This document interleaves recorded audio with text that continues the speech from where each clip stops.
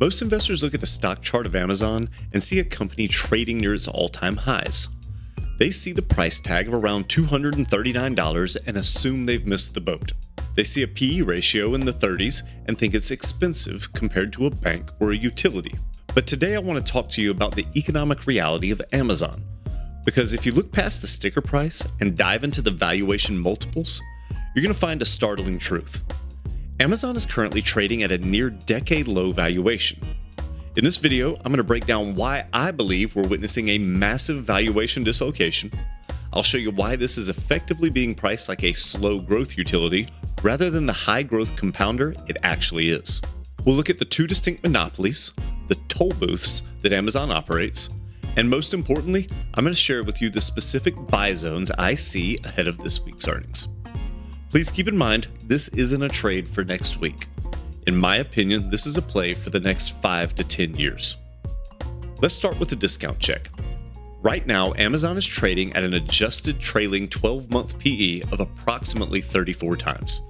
Now, to a value investor used to seeing PE ratios of 12 or 15, that sounds high. But hear me out. Historically, over the last 5 years, Amazon has traded at an average PE between 55 and 65. In fact, it has often commanded premiums as high as 100 times during periods of peak growth. By that standard, 33 times isn't just low, it's the absolute lower end of its historical range. The market is essentially looking at Amazon's 28% earnings per share growth and saying, we don't believe it. If we look ahead at 2026 estimates, the forward PE compresses even further to about 30 times. This is what we call growth at a reasonable price. So why is this happening? I call it accounting noise. Amazon is a beast of a machine that prints money through operating cash flow. But that true power is often hidden by massive depreciation charges. Billions of dollars spent on warehouses and servers that lower the reported earnings. The market is pricing it like a struggling retailer. But the reality is that you're buying a high-margin cloud and advertising business that just happens to have a break-even retail arm attached to it. To understand why I'm willing to hold this for the next 10 years, we have to look at the moat. In my system, I look for toll booth monopoly businesses that tax the economy just for existing. Amazon has two of them. The first is AWS, Amazon Web Services. I call this the tax on the internet. As every business on Earth digitizes and moves to the cloud, they have to pay rent. More often than not, they pay that to Amazon. We're seeing AWS revenue growth re-accelerating to roughly 20%. That tells me that the toll booth is not only active, it's getting busier. The second is the advertising business. This is the hidden gem. It is a massive, high-margin profit stream that is currently on a $50 billion plus annual run rate. Think about the power there. If you're a seller and you want to reach customers, you must pay Amazon for the placement.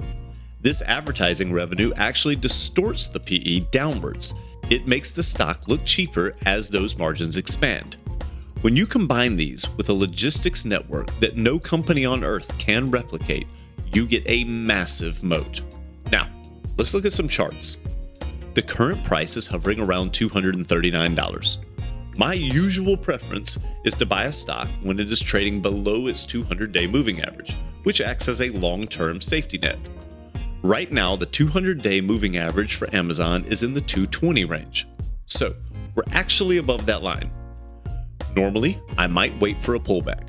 But because the valuation discount is so extreme, remember, we're at a 10-year low multiple. I am treating this like a breakout candidate rather than an overextended stock. The value dislocation is so large that it overrides the technical preference to wait for a dip below the 200-day average. Now, before we talk about any buy zones, we do have to be honest about the risk. The biggest immediate risk is CapEx. We saw this with Microsoft. The company is spending billions on AI chips and data centers.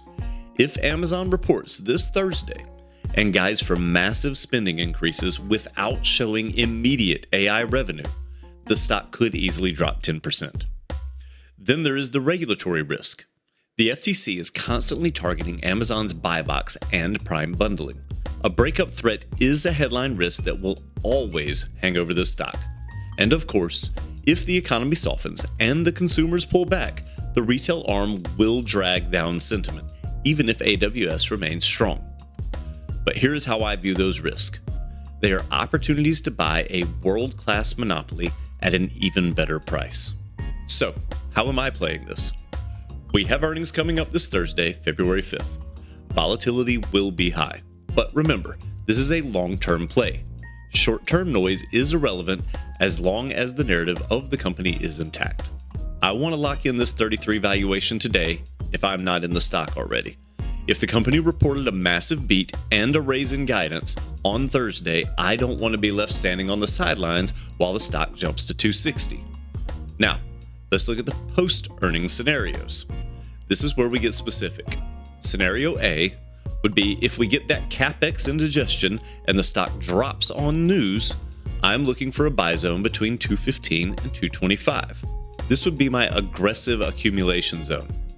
At those prices, the stock would be at or below the 200-day moving average and the PE would drop to around 30. That is an incredible entry point for a long-term play. Scenario B would be if they beat. If the stock jumps to 250 or higher, I'm not going to chase it.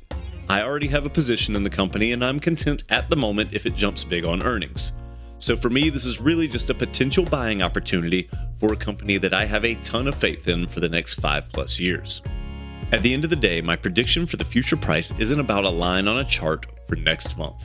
When you look at the compounding power of AWS and advertising, I believe the 5-year valuation ceiling for this stock is well above $300. By buying in these zones, especially if we get a dip, you are positioning yourself early in a compounding phase of a generational asset. Amazon is the infrastructure of commerce. It is a toll booth that the modern world cannot avoid. And right now, the market is giving us a chance to buy it at a decade-low multiple. I've locked in my position, I'm watching for those buy zones, and I'm prepared to hold while the economic reality eventually catches up to the stock price. As always, I do thank you for watching. I really do appreciate your time. Please consider leaving a like, and if you like this type of content, maybe subscribe as I post a few of these each week. Also, I'm always on the lookout for a few stocks to investigate, so please leave your suggestions in the comments. As always, I will catch you in the next one.